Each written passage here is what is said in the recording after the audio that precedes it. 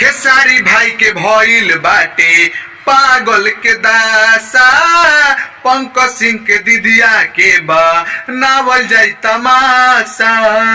खेसारी लाल के भइल बाटे पागल के दासा, पवन सिंह के दिदिया के बा नावल जाई तमाशा। रोवते रोवते मिले हमसे आइल बाड़ी, रोवते रोवते मिले हमसे आइल बाड़ी। पवन के दिदिया इ तरहरी में पेलाइल बाड़ी, पंकज सिंह के दिदिया इ तरहरी में पकड़ाइल बाड़ी। कहतारी खेसारी सोया ले ली माजा, अतना ही कष्ट में दिह जनी साजा।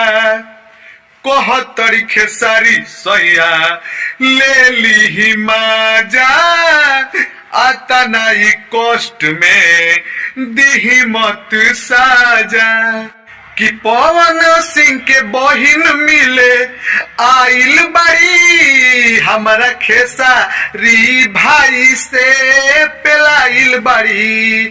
हमारा खेसारी भाई से रेलाइल बाड़ी। पंकज सिंह के बहिन मिले आइल बाड़ी, पंकज सिंह के बहिन मिले आइल बाड़ी। हमारा खेसारी भैया से रेलाइल बाड़ी।